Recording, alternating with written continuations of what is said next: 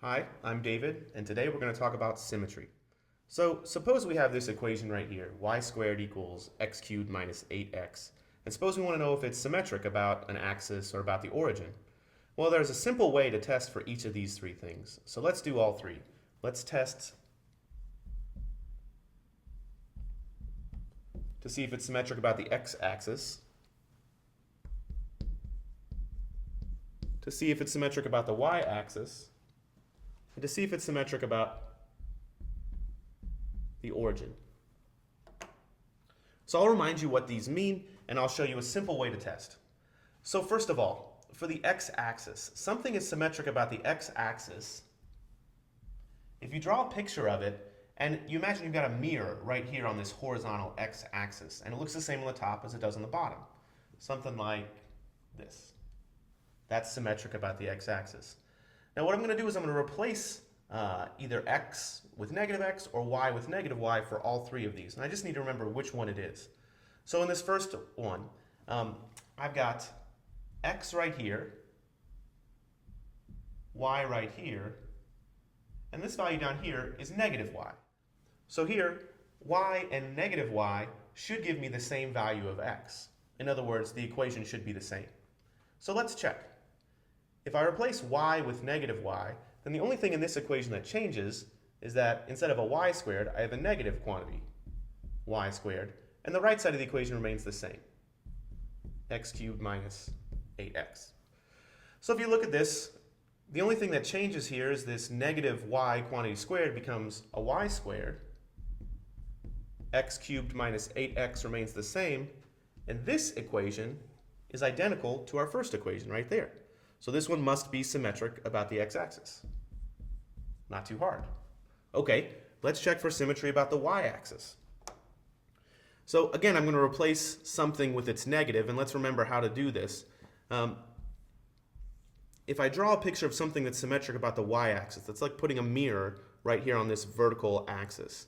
Something like the parabola y equals x squared is symmetric about the y-axis. So for one value of y,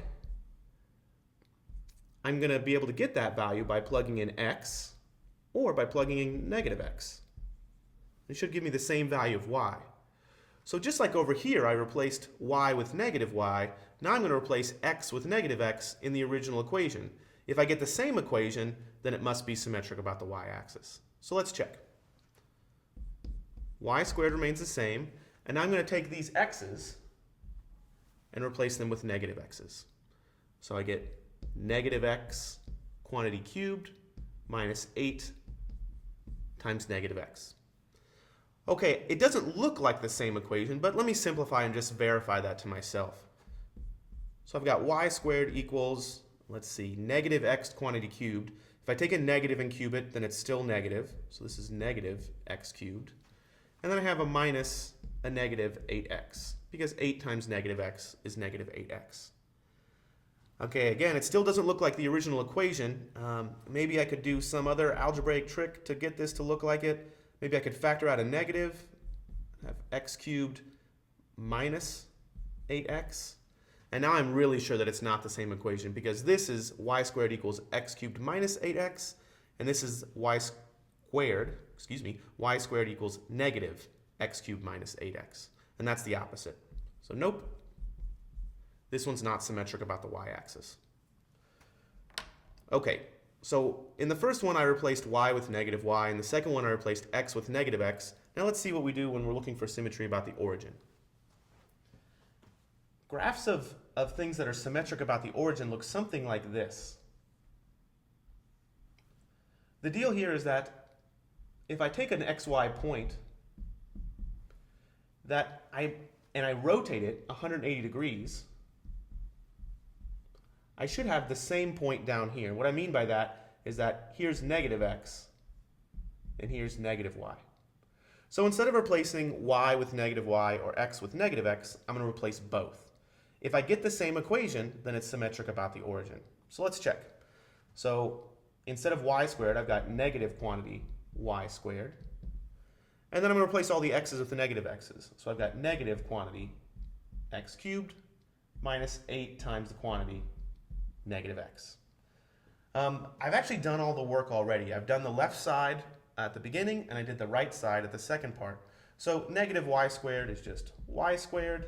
This becomes negative x cubed minus negative 8x.